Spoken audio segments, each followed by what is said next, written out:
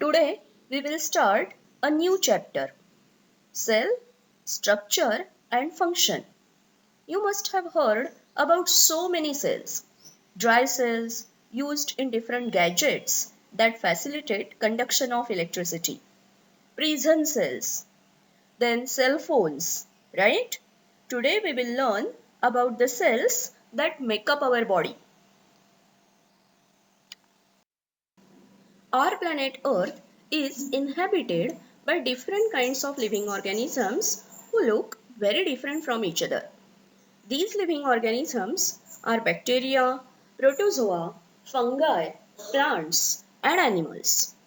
As the house or buildings are made up of small basic units called as bricks, bodies of all these living organisms are made up of small units, small microscopic units called as cells. Study of cell and its structure is very important.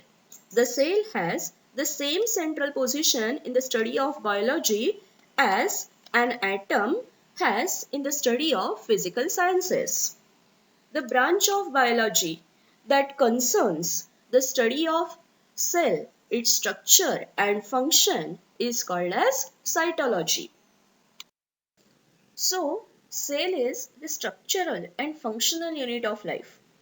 This term cell was first coined by scientist Robert Hooke in 1665. Since these cells are very tiny, we can only observe them under microscopes. Till the time microscopes were invented, no one had any idea or knowledge about their existence. In 1665, British scientist Robert Hooke observed very thin slice of cork of a tree under a simple or primitive microscope which was designed by himself. Cork is a part of a bark of the tree. He noticed box-like structures or compartments in the cork slice. These boxes appeared like honeycomb. He noticed one box was separated by the other by a wall or partition. He labeled these boxes or compartment-like structures as cells. In Latin language, cell means little room. As the design of microscope became advanced over the time, so the study of structure of cells.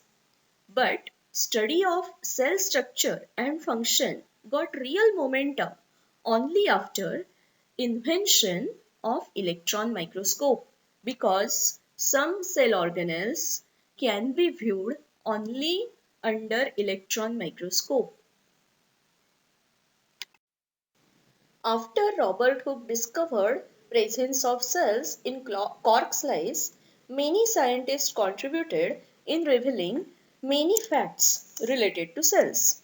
Anton von Leeuwenhoek observed presence of free living cells in pond water for the first time. Means he observed or he discovered presence of unicellular organisms. Unicellular organisms means you people know very well. These organisms are made up of only one cell.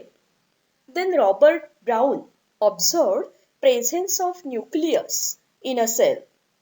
J. E. Purkinje observed fluid substance present inside the cell and he labeled that as protoplasm. We will talk about it later in detail. Then cell theory was proposed by two biologists, Schleiden and Schwann. The cell theory is displayed there in front of you. It says all the living things are composed of cells. Cells are basic, structural and functional units of all the living beings. And one more important statement was added to it by scientist Virchow, that all the cells exist or all the cells arise from pre-existing cells, means new cells are formed from the process of cell division of already existing cells. In this chapter, as name suggests, we will learn about structure and function of a cell, types of cells, even shape, size and number of cells.